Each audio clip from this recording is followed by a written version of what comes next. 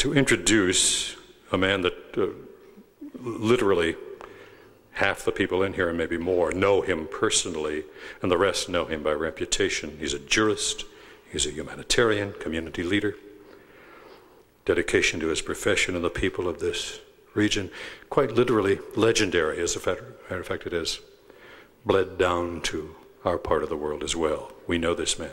Serving as judge, then chief judge of the United States District Court, his decisions, and this is very important, have been recognized for being carefully researched, well written, and if one may capitalize one more word, compassionate. His community leadership off the bench has reached beyond law to include a lot of projects. Let's see, we've got the Dayton Aviation National Historical Park. That's terrific. And the Dayton Aviation Heritage Commission that was congressionally chartered to maximize the potential of the new park site as well. It's all his responsibility. And this year, he was inducted into the Dayton Walk of Fame, where his feet have been, one hopes, put into concrete forever. Is that true? Thank you. He continues to be. That happened to a cousin of mine with deleterious results. But that's another story.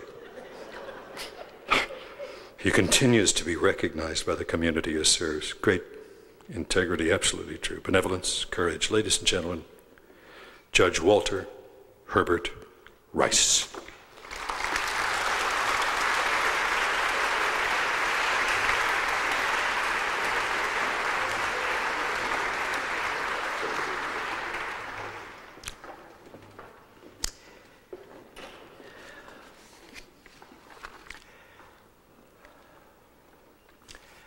Thank you, Nick Clooney, brother of Rosemary,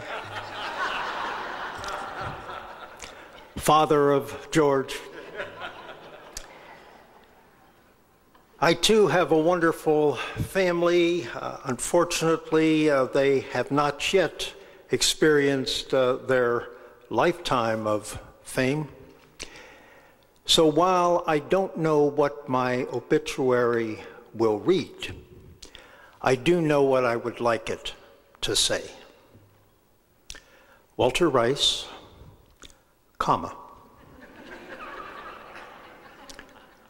who once had the pleasure of having dinner with 400 persons devoted to the cause of peace and human rights, comma, disappeared today.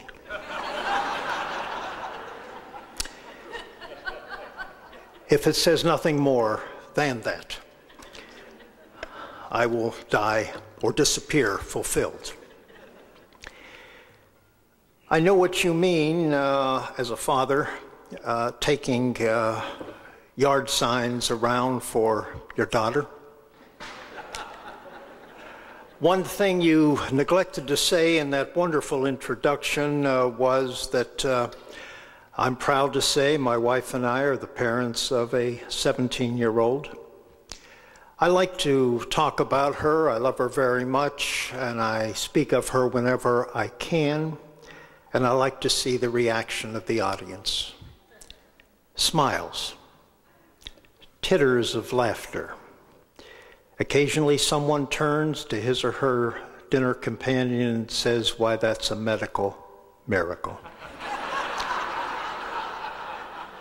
Well, medical miracle or not, what you did not tell them, Nick Clooney, was that they have before them this evening the only federal judge in the entire United States that recently purchased his daughter's homecoming dance dress with his senior citizens discount card.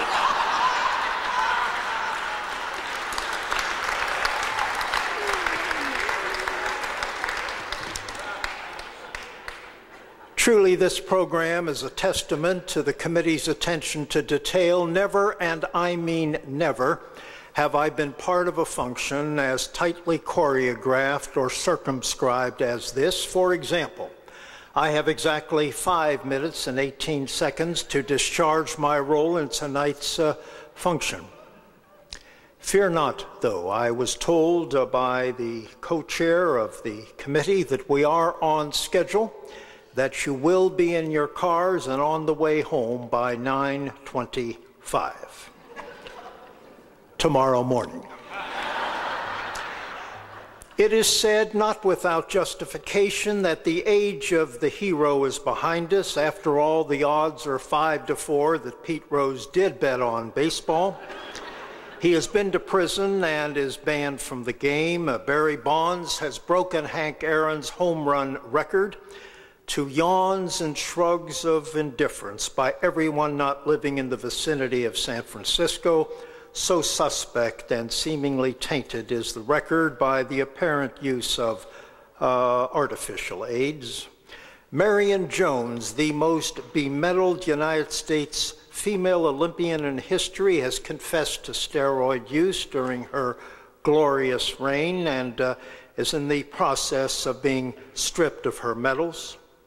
Michael Vick, quarterback for the Atlanta Falcons, voted as the 2003 American Humane Society Champion of Animals, still loves dogs, but not for the reasons he so long expressed. 53% of the American people are now willing to concede that there probably is no Santa Claus.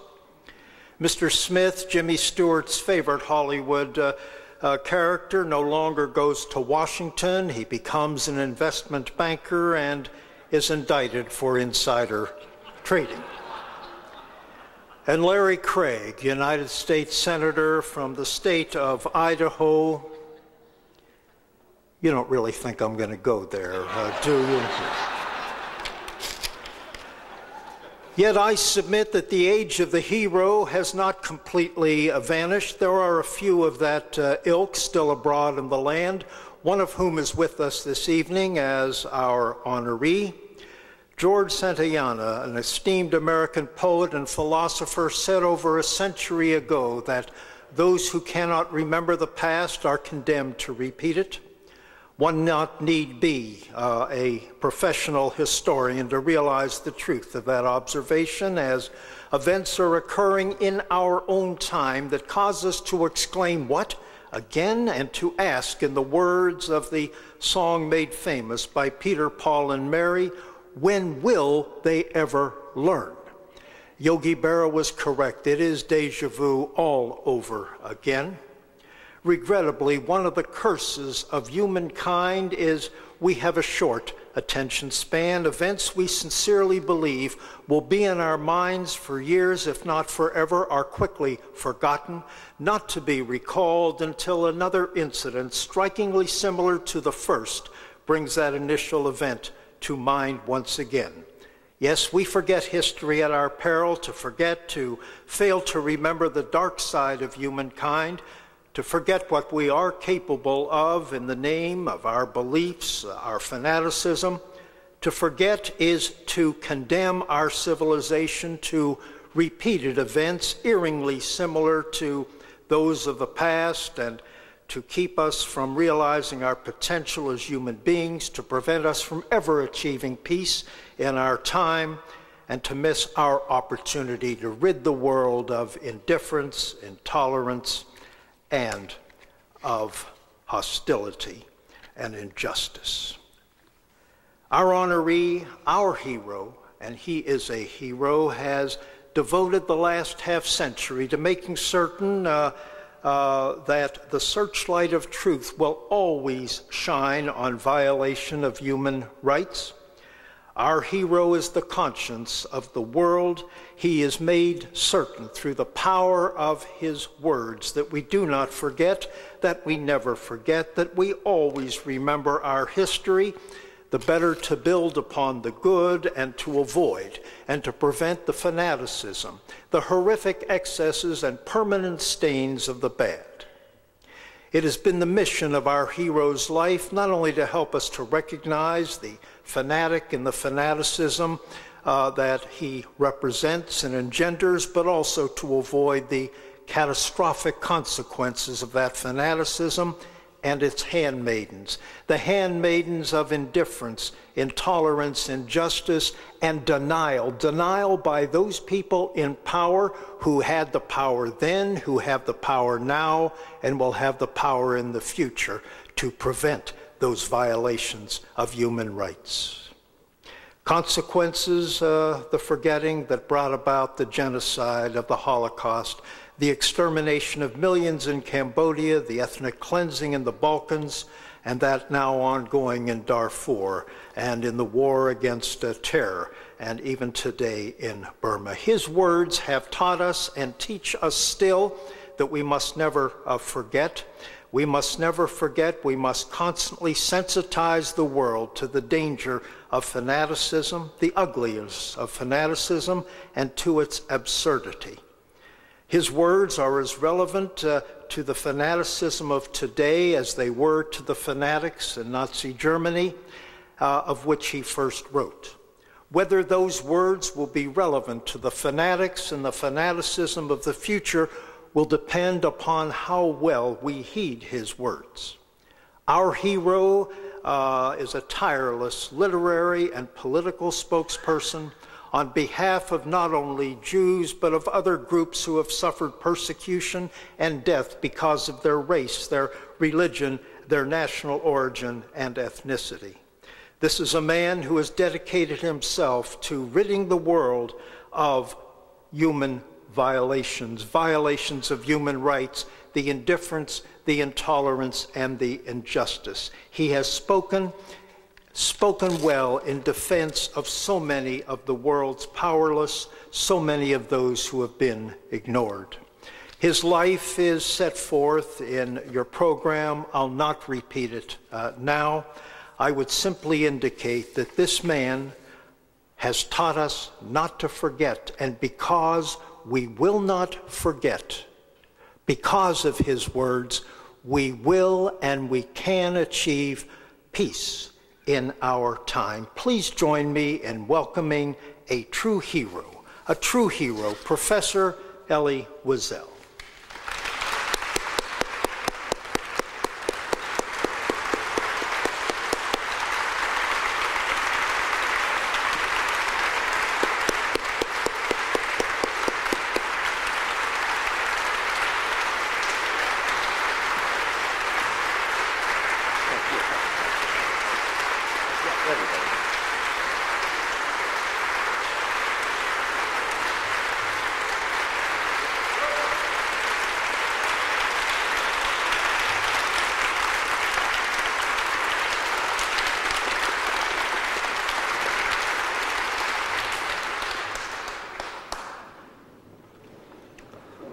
Your Honor, I thank you for your words, but they present me with a problem.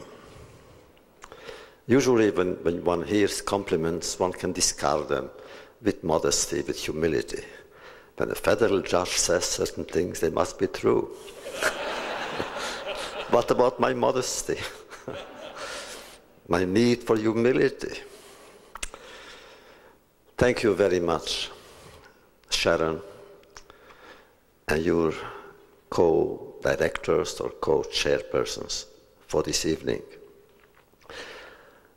I must tell you I'm very, very pleased and happy to be together with my fellow laureates, Brett and Mark. Their books are as important as mine. Their witness is as profound as mine. And it's good to bring together writers. When writers are together, they don't speak about business, they speak about literature. And the good thing tonight here, that you have come here to celebrate literature and peace. Now, in truth, I began writing with hope, out of despair.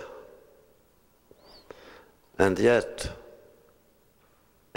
now, having received what you call the lifetime achievement. For the first time I get such an award, meaning that you know how old I am. I am not so sure that I have done so well. Oh yes, I have written many books. Yes, oh yes, I've received enough awards. But I'm not so sure that I achieved so much. I was convinced, and I wasn't the only one at that time, that if I could tell the tale, it would change the world. It sounds naive, but believe me, it was true.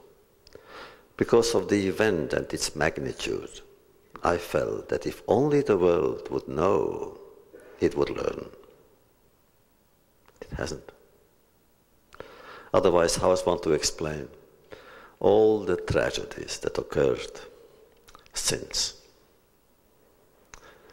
Everywhere, my God, everywhere. Civil wars, religious wars, hostility, hatred, fanaticism, new plagues, all diseases from the Middle Ages that surface again. How else want to explain Cambodia, when half of the population killed another one? How else want to explain later on Rwanda? My God, we allowed Rwanda to occur.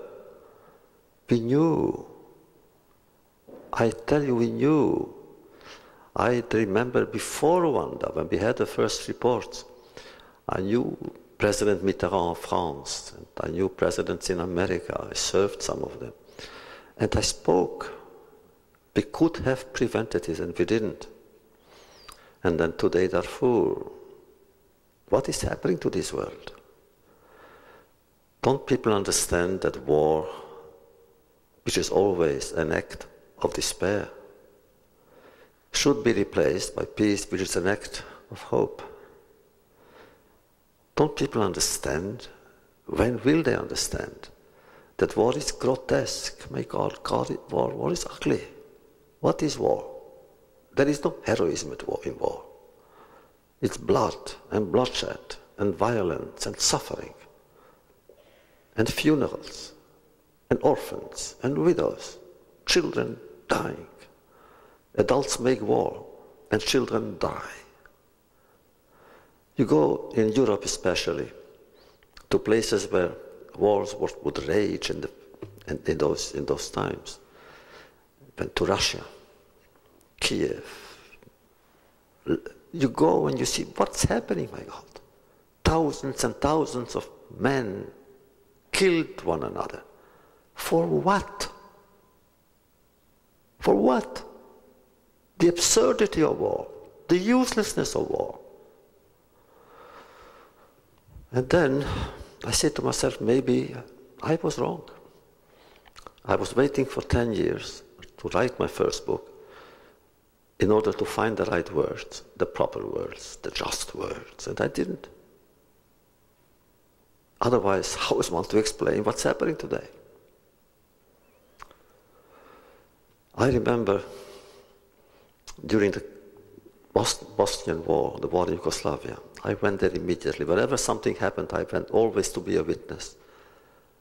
The role of the writer today, whether they write novels and they write good novels or fiction or poetry, we are to be witnesses. It's almost a biblical sentence. God says to his people, you are my witnesses. And our commentators even say terrible things, as if God were to say to his people, if you are my witnesses, I am your God. If not, I am not God. What a charge, what responsibility. So I went there, and I remember I was going around in camps, refugee camps, uprooted people. And I would go, then in Macedonia, in Albania, I would go literally from barrack to barrack, from tent to tent, listening to stories. What else can I do? Listening to stories. Never did the people whom I spoke to manage to finish a story. Men or women, they all began telling stories of rape, of violence, of murder, of humiliation, and broke into tears. They didn't finish the story. Not one. And I felt, and I'm sure that Brad or Mark feel the same way when they have to describe certain events. I felt maybe this is our task, to collect the tears of these people and turn them into words. My friends, do you really think that we are so naive to think that with words we can bring peace to the world? Yes, we are. What else do we have? Really, what else do we have? Weapons? I'm not inspired by weapons. I'm not inspired by a tank. But words, my God, words. What are words? They are links. Some are fiery links. Links, after all, can do whatever you want them to do. They can become spears in the hands of the killer. But poems on the lips of the poet. Or a gift in the hand of a beggar, who by receiving the gift is giving the gift back to the giver. What we can do with words, what remains from the ruins of ancient civilizations. Take the Etruscans, one of my favorite groups, the Etruscans. They were exterminated and nobody knows why. Nobody knows why. Except one night the Romans decided to exterminate the entire Etruscan community and their culture. To this day we have not deciphered the entire language of the Etruscans. Why? I remember Nikos Kazantzakis, with whom I used to meet occasionally in the south of France. And we had a rule, whenever he would come, we would exchange gifts. I would tell him a story, he would tell me a story. And the last time I met him, he told me something that he discovered or he read from an Etruscan tomb, which says the following: it is not because two clouds meet that the spark is lit. Two clouds meet for the spark to be lit. Which means there is no coincidence in encounters. If we meet here tonight, it's not a coincidence. Somehow it has a meaning that transcends our own language.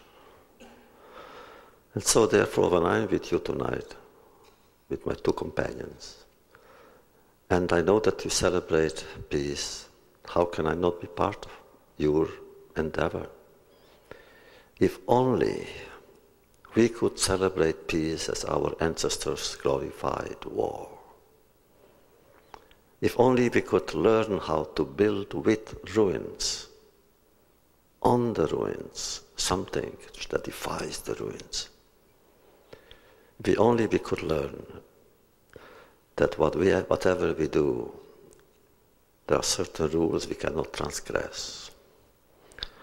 I know I never wanted and never will write anything that could humiliate another person.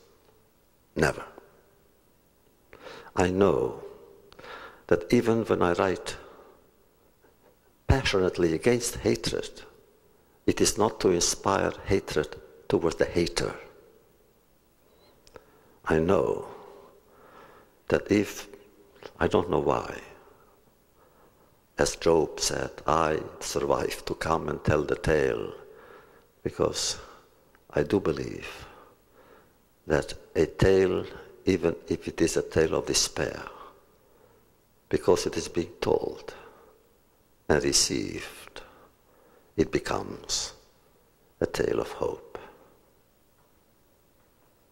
I thank you.